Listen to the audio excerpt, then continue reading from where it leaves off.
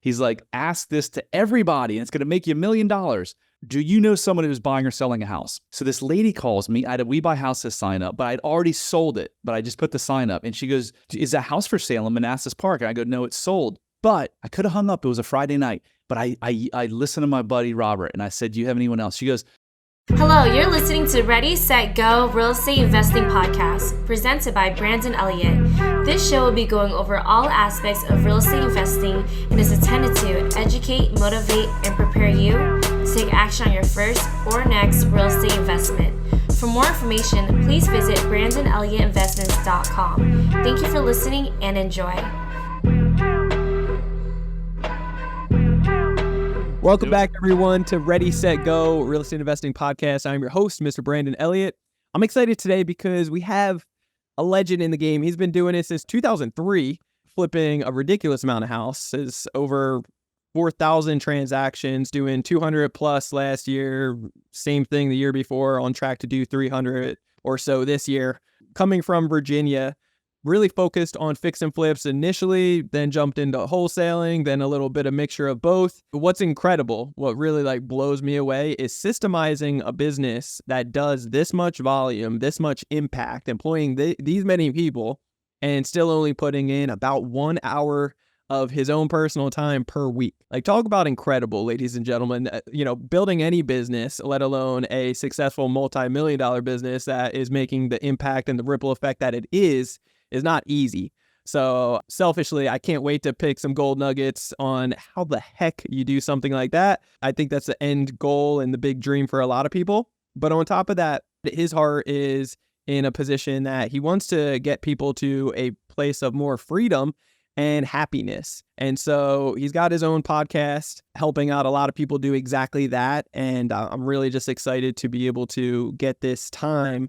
I don't even know, with all that other free time, you're only doing 1 hour of work a week. I mean, maybe you got an abundance of everything. What's going on, man? How we doing today? We're doing awesome. And yeah, I spend all of my time now just honing the craft on the freedom and happiness side. My life was changed so drastically 3 years ago, and I was given this gift, and it was such a precious gift that one that I've never gotten before in my life, anything like it. And I was just like, I got to give this gift back. So that's where I spend all my time. This is why God put me on this earth, is to do this work, not flip houses. Yeah. But I know a lot about flipping houses, and you guys will learn a lot today about flipping houses. But even more importantly, someone's life will forever change, and their relationship with their spouse and their kids will forever change, and possibly for generations to come, from what you're going to hear in the next 30, 40 hour. Yeah, let's go. I'm excited for it, brother. Brad, for anybody out there that doesn't know who you are, where you're from, that 10,000 foot view, do you mind just diving into it a little bit for the listeners? Sure. Yeah, sure, man. I'll go all the way back to ninth grade. I read a book on how to buy real estate with no money down, and knew I wanted to do real estate because I wanted to make a lot of money. And I wanted to make a lot of money back then because I grew up kind of on both sides of the train tracks, to say. There was time where we thought we were going to lose our house because my parents got divorced, and thought we were going to have to move into public housing. I think that had a huge, huge effect on me. I think I correlated to, if you don't have money, you die, because public housing to me was go to public housing and get shot. And then a couple of years later, I'm flying first class with my dad. So it was a real dichotomy. But I wanted to make a ton of money, so always had real estate in the back of my mind. And in late 2002, an investor bought my neighbor's house. Went and talked to him, and he said, yeah, I buy houses at, well below market, fix them up and resell them. And I'm like, oh my gosh, that's what I'm going to do. And I put my mind to it. I just had a son born, and so I'd come home from a full-time job and stay with him from 6 to 8, put him to bed, and then go pound We Buy Houses signs, write hundreds of envelopes, absentee owners from the tax roll. And it took me, Brandon, 8 long months to find my first deal. And then in July and in August, I bought 6 houses total, had like 60 grand in the bank, had a negative $80,000 net worth. So I guess if you take the 60 and put it towards the 80, I had a negative $20,000 net worth. So I went to my boss and I was like, I quit, and I'm starting Express Home Buyers. I came home, I told my wife, I quit. And she's like, have you lost your mind? We have a newborn son and I have 2 kids. And I'm like, it'll be fine. And figure it out. Here we are 22 years later. Good Lord. I usually say 20 years, but when I think about it, that was 2003, 21 years later almost. And everything's been fine. 4,000 houses. We're not still married, but actually things are way better than fine. They're amazing. Let's go. I love that. So talk to me for real estate. I know you bought your first property in 2003. Really? Yeah. So What was the intention for that? Was that just your own primary? Was that you wanted to build a business and go all into investing and start systemizing things? Like where's the mindset around that? Good question. So it was actually in 2002, I bought the house in Vienna. And then in 2003, I bought my first investment house based on the guy buying my house next door to the one I actually bought. Yeah. So I got the traditional loan. I don't even know what the interest rate was, 4 or 5% at the time. No, once I talked to that guy, Brandon, I was working for a real estate developer. I never wanted to work for someone. I wanted to have control. I wanted to control my own destiny. I wanted to have a family life. I didn't want to have to call in and be like, hey, I want to go on vacation. Is that okay? No. My dad was an attorney, and I could never imagine my dad calling anyone and asking them like something. So I kind of had that kind of just in me, right? Sure. So no, when I bought my first house, it was after I made up my mind, this is going to be my business. My dad actually pioneered kind of TV advertising for attorneys back in the early 80s. Like he was doing it. He literally, his partners were like, we're not going to do that. And he said, okay, I'm leaving. And he went and found 2 new partners. And he built his entire business over like 30 years on TV advertising. So I'm like, I've never seen a TV ad for selling your house fast. So I'm going to do that. And that's what I did. I started off spending like $15 spots at like 2 a.m. on local CBS channel. And we just started with $5,000 a month. And now we're spending a lot more than that. Yeah. Times have changed. So you were getting leads that way, closing on the deals and starting to take territory. And then when did you actually start, hiring on people to help you grow this business? So in this 8-month sludge of trying to find my first deal, I was looking for a partner because I was so tunnel vision, Think and Grow Rich, the book. Like I just knew this was going to be my career. Yep. So I was looking for a partner, and man, did I interview a lot of shady people that I was just like, no chance. And I came across this one guy. I actually bought, this is a funny story. The second house I ever bought, I put a We Buy Houses sign in the front yard. And Robert Sheeman is one of the original gurus in this business. He taught me one of the only real estate seminars I've ever been to in Vegas, like in 2002. He's like, ask this to everybody and it's going to make you $1 million. Do you know someone who's buying or selling a house? So this lady calls me. I had a We Buy Houses sign up, but I'd already sold it, but I just put the sign up. And she goes, is that house for sale in Manassas Park? And I go, no, it's sold. But I could have hung up. It was a Friday night. But I listened to my buddy Robert and I said, do you have anyone else? She goes, oh, she was a truck driver. And I'm pretty sure she was drinking that night. She goes, my mom has a house in Arlington she wants to sell me. I go, do you have any idea what price range? She goes, I think she wants like around 320, but let me call her. I'll call you back. She calls back. She goes, I got her down to 285. You want it for 285? And I'm like thinking, Arlington? This is 2002, but a house in Arlington for 285? I'm like, yeah. Yeah. So I freaking bought that house, and that was my third house, and I made 60 grand on it. And a couple months before that, my salary for the year was 60 grand. Sorry, I made 40. The check said 60, but I had 20 grand in rehab. And I said to the title agent, she was like, oh, congratulations. Actually, it was a $90,000 check, but it was like 50 in rehab. So I was like, I only made 40. She was like, Brad, you only made 40. Most people only make 60 grand all year. So yeah, that was the story. So ask that question of every single person you know at the gas station, at the hair salon, whatever. Do you know someone who wants to buy or sell a house? I love that. That is such a good tip. So what does the business look like now? Like over this many years in the game, 20 plus years, how many people are a part of the team? Like how the hell are you guys running this where you are putting in, that 1 hour a week? So I got a little sidetracked on the partner story. Oh, yeah, please. The house in Arlington, I put a We Buy Houses sign up. He calls me because he lived in Arlington. He was like, I can't believe someone's in my hood buying houses. Because he thought you had only you could only buy in the really low income areas. Yeah. So he calls me and I'm like, hey, let's go have a cheesesteak at this Latino cheesesteak, best cheesesteak in the world. And over that lunch, he had 10 grand to his name. Or at least he told me that. And I had 0 to my name pretty much at that point in time. And he's like, hey, I'll put in 10 grand. And I'm like, okay, let's be partners. So I still have that partner. I consider him a good friend. We have an amazing relationship. And so he's running the business with a CFO that we brought in a couple of years ago. That's really great. And then we just hired a high-level guy from a huge operation in Florida that's no longer in business. So it's kind of the 3 of them running it now. Okay, so 3 of them with about 17 full-time employees and probably another 12 or so full-time virtual assistants. Okay, and then what is your role or involvement at this point? I'm still the CEO on the books, right? Yeah. I show up to a managers meeting. We have at 9:30. I don't show up. Sorry, it's on Teams. 9:30 on Thursday mornings, and then I go to the gym 5-6 days a week. So there's a sales call 4 days of the week at 8:45. So sometimes I just jump on and listen.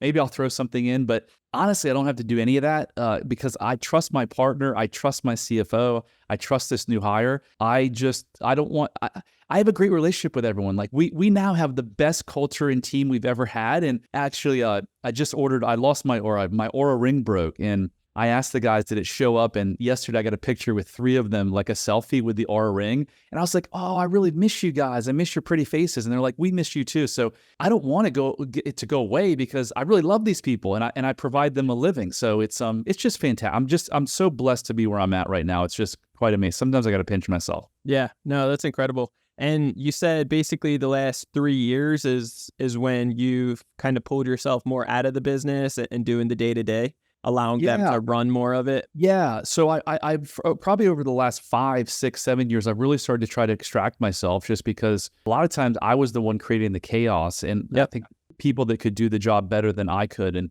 when I came back, so 3 years ago, I was trying to get my son help for anxiety. And I was on a call with a performance coach, and she was like, you blink like crazy when you talk about your childhood. You may have some unresolved childhood trauma that's affecting your son's anxiety. And I was just like, no way. My behavior is not affecting my son. I'm a great dad. I'm a single dad. I do everything for him. She's like, but you want to come out work with my husband and I go, sure, I'll try anything because I tried everything. And damn if she wasn't right. I learned the hard way that if your kids have behavioral problems and you want to know the source, just grab your spouse, go in the bathroom and look in the mirror because you're the cause. It's not your fault. You're the cause. So I went out and worked with them, and over this 3-hour session in this Airbnb bedroom, my life changed so profoundly, Brandon, that I came back and I looked around at all the people I know, and I know a ton of people that are suffering, right? And by suffering, I mean they drink too much, they're overweight, they have a shitty marriage, they have anxiety, depression. And I'm like, oh my gosh, the reason they have this is the same exact reason that I had my issues. Yep. And it's not hard at all to fix it. I did it in 3 hours after going to 3 decades of therapy and 50 different marriage counseling sessions.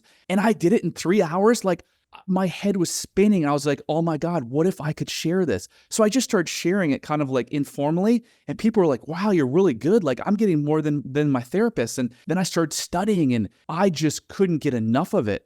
And so I was like, I can't get enough of this. But I got to kind of drag myself to the office sometimes for the real estate stuff. And I was like, why did I get into real estate? Oh my God. It was just to make a bunch of money because I thought the money would bring me worthiness and happiness.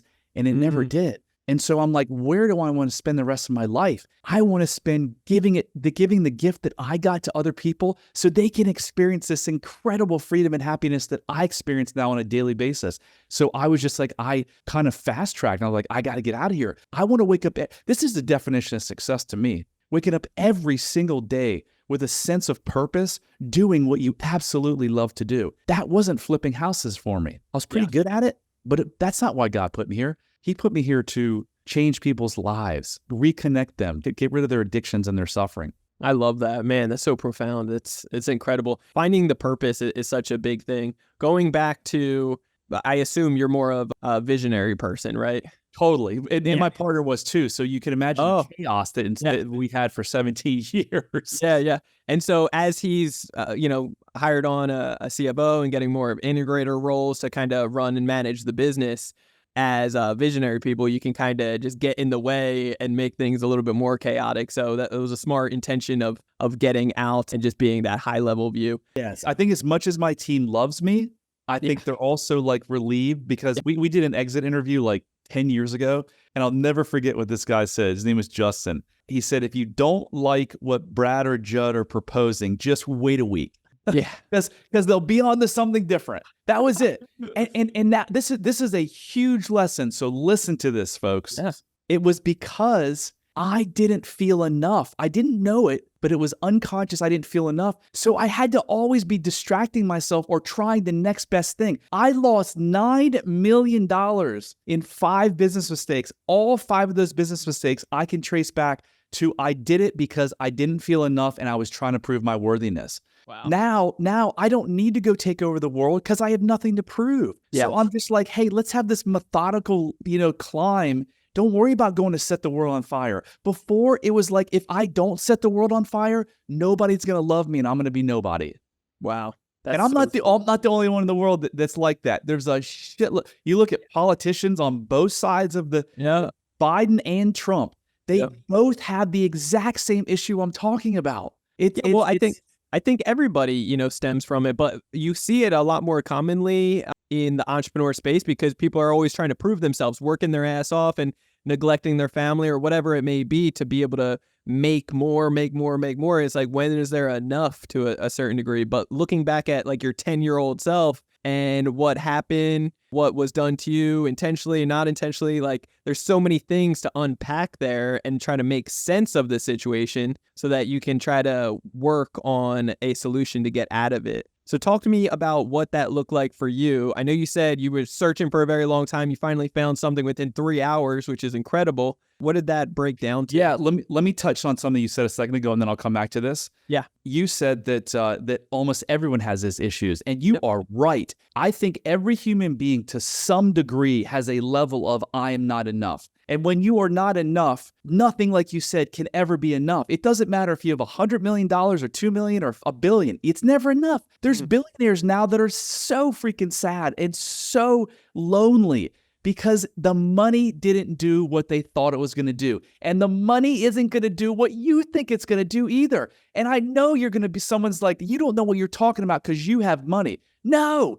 It doesn't matter that I have money. Money's not going to do it. So if you're sitting here, because if I'd have heard this podcast 5 years ago, I might have tuned out by now and said, that Brandon guy and Brad, I'm enough because I thought I was enough. I thought I had high self-esteem. I thought I didn't care what other people thought. But the truth is I did. So if you're listening to this and you're like, geez, I wonder if I'm in that bucket. Go take my 3-minute self-love quiz at bradchandler.com/quiz and see where you stand. And if you score mild self-love or lack of self-love, there's extreme and then those two. I promise you, if you score one of the lower two rungs, every single area of your life is negatively impacted to some degree. And when you change it, and here's how you do it, everything in your life, your relationships, your business, your health, your financial situation, your net worth are all going to get better. So what did I do? This is a crazy thing. In 3 hours, we had this conversation where this person asked me, where in your childhood did you feel like you didn't have control or control was taken from you or you had stress or you had trauma? And I made a list and then we walked through them and we talked about them. And he's like, well, what did that mean to you? And it came back to this bad thing was happening to me. My dad hit me. My dad made fun of me and hit me with a belt, made fun of me because I deserved it. I wasn't enough. I deserved to be punished. And he's like, did you deserve to lose all that money? And I'm like, wow, I punished myself. Like, my marriage is not working. So we figured out, was that true? Did it have anything to do with Brad, the child? No, it had to do with my dad. And was it his fault? No, because he was doing the best he could from his childhood. And this is the multi-generational curse, right? Yep. The best gift that you can ever give your child, because your child wasn't asked to be brought into this world, is to break the multi-generational curse. And how do you do it, Brandon? You do it by teaching them how to love themselves unconditionally. How can you ever teach a child how to love themselves unconditionally if you don't love yourself unconditionally? You can't. And if you take the self-love quiz, you'll understand if you love yourself, if you talk negative to yourself, if you drink a lot, if you smoke a lot, if you eat a lot, if you're pissed off, if you always have to be right, if you're judging yourself, if you're judging other people, those are all signs that you lack self-love. And you weren't born that way. This was all learned. So if it was learned, it can be unlearned. Can you see the level of excitement between you talking about real estate and then when we get to this topic? Yeah. It's a little different. Yeah.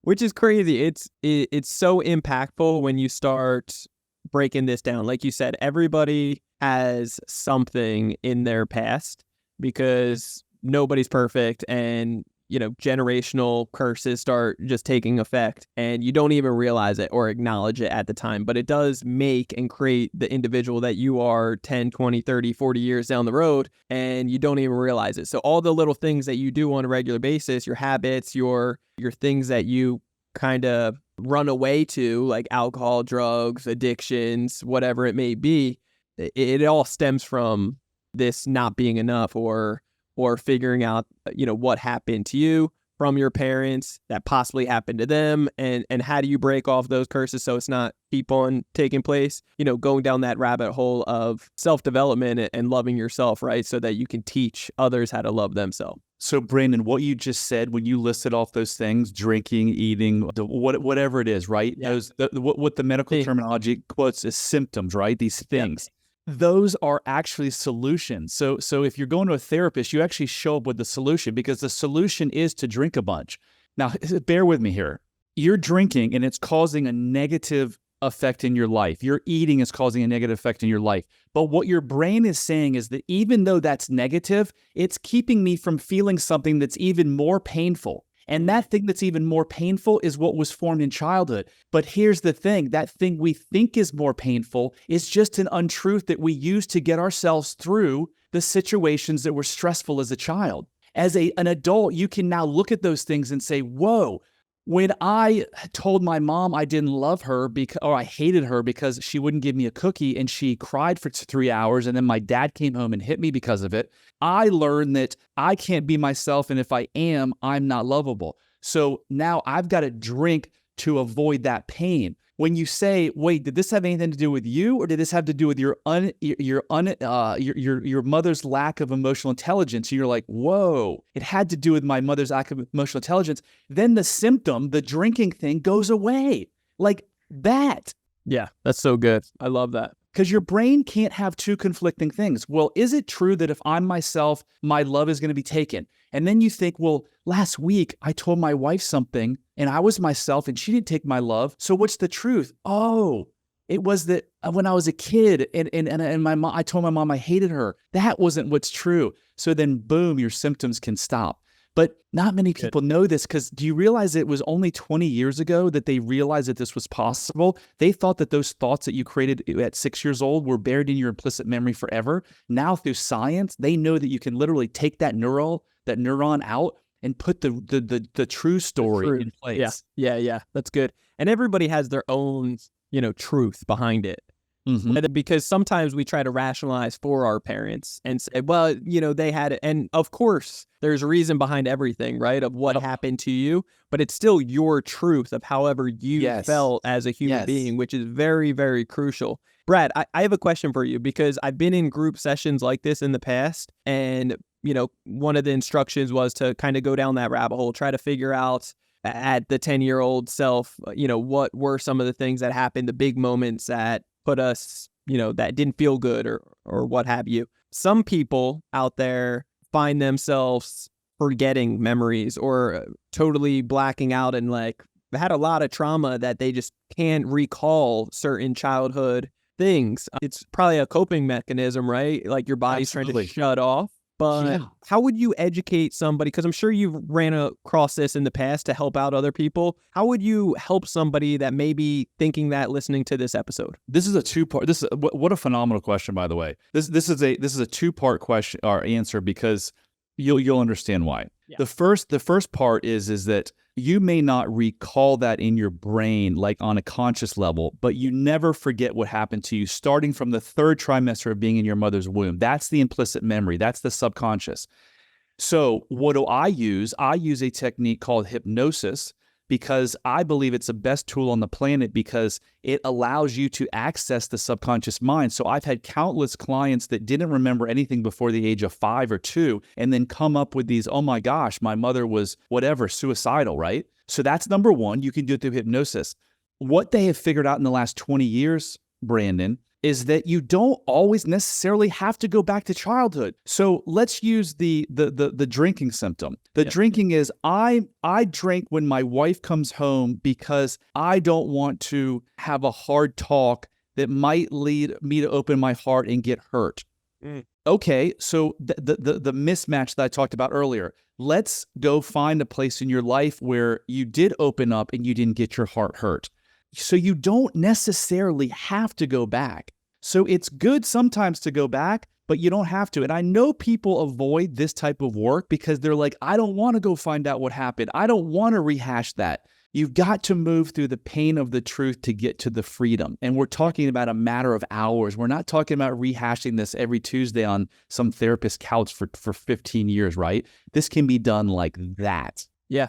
And sometimes it has to get worse before it gets better, but you got to go back to that time and that situation to make sense of the situation, right? And it's really hard. There's some people that want to shut down, like, I don't want to go there anymore. It was too traumatic. It was too horrible. But realistically, what you're saying realistically is that you are okay with not seeing the full potential, the full happiness that you truly deserve at the end of the day, right? Yeah, because it's going to keep you from finding the self-love that you were born with. And if you don't have the self-love and you have this negative self-talk, oh my God, not only is it going to mess up your life from like a relationship and a health standpoint or a physical standpoint, but it kills you you're physically. Like most diseases are born in inflammation. And one of the major causes of inflammation is stress. Yep. Stress. So self-contempt, the opposite of self-love. This is from Mark Mincola. He's a famous guy. He's helped like 60,000 people. The opposite of self-love is self-contempt. Self-contempt breeds dis-ease. So your body's out of ease, and dis-ease breeds disease. So we have so many people with autoimmune diseases and doctors who say it's, I'm blanking on the word, but it's like no known disease. It starts with an E. There is a reason you have an autoimmune. There is a reason, idiopathic. There is a reason it's idiopathic. Yep. It's because of your thoughts that are in your subconscious mind that are driving this stress and this fight or flight, that once you do this work, it all goes away. Yep. It's also, I've seen recently too, studies of like cancer and things that build up upon you. It's all stems. It's actually a mechanism from like toxins and horrible things that your body's creating. And so it's trying to fight that. So it's really creating one little pocket of something deadly that's going to hurt in the long run that you got to get removed. But it's all these toxins and things that aren't serving you, right? So, and we can naturally produce it. Yeah, cancer is caused by stress. It's fueled by stress. They'll tell you they don't know if it's caused, but look, I'm not a doctor, but there's a lot of really smart doctors I've read about that say it is caused by stress. Whether you deal with it and do the work, if you don't, nature will deal with it through disease and death. You get to pick. Yeah, that's so good. I love that. Yeah, so I definitely recommend doing it sooner than later. So I will be taking that self-love quiz myself. Where can we find that again? bradchandler.com/quiz. Love it. Okay, awesome.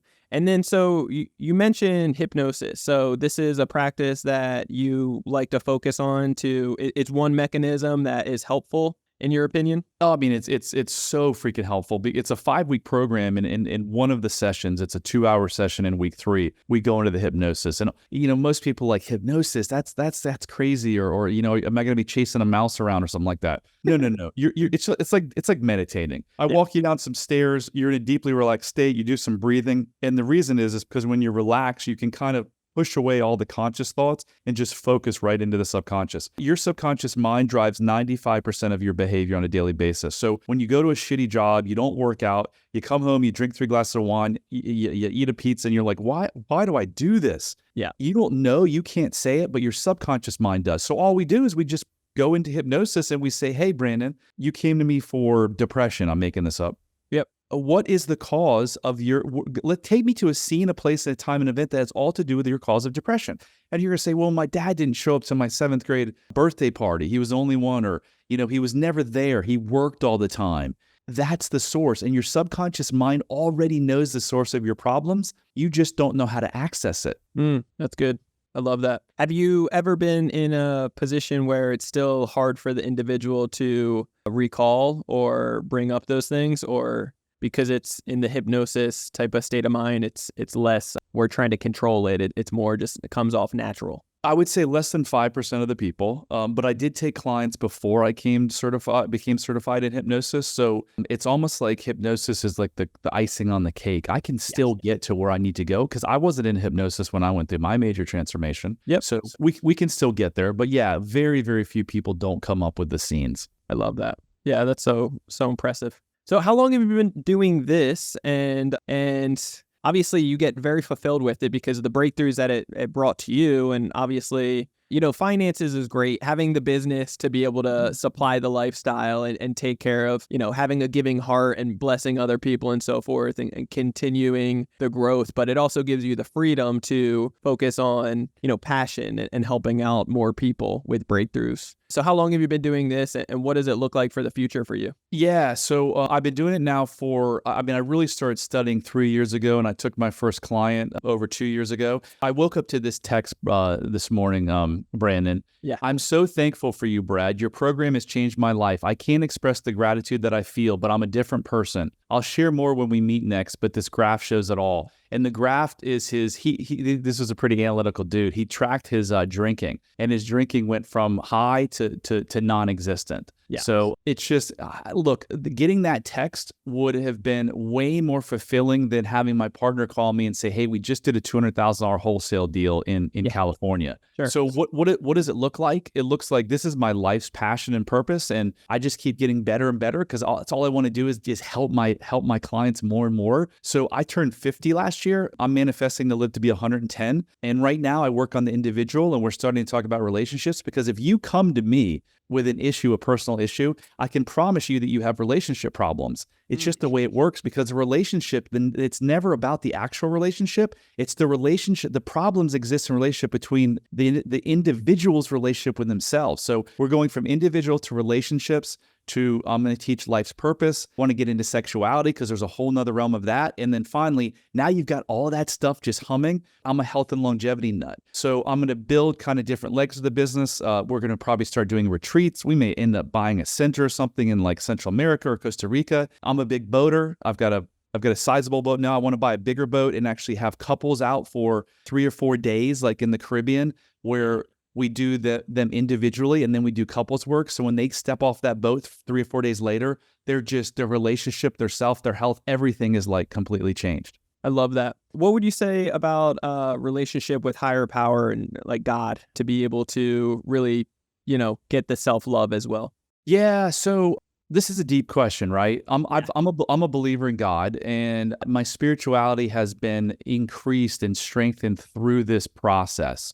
I believe it's easier if you believe that we did come from one creator. And the reason it's easier is because no matter whether you believe in God or not, I think you're going to believe we came from one creator. Do you think that creator said, you know what, I'm going to make Brandon a little bit better than Brad? No, you are just as important as any other human being, living or dead. So the connection to a higher power, the connection to knowing that we're all just one because everything is energy, I think is helpful and powerful.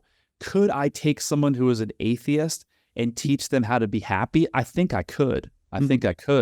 Is it kind of better? It's certainly better to be connected, knowing that we all came from the same place. I now believe that I grew up Catholic, so I believe that you were born, your soul was born, and then you either went to heaven and hell, right? I don't believe that anymore. I believe that this planet's been around for millions of years. There's no chance that we could have been put here for this. I think our souls have been here. I think our souls are going to be here forever. I think we go to something else. So that's Love it. We won't really know the true answer for a while. We may never know. I think you know a lot in the transition from as you're dying between where we are today, our souls, and where we go. I think you learn a lot. But I think once you get to the new place, you kind of forget it, because then you got to start over again. Yeah. It's true. Yeah, I love that.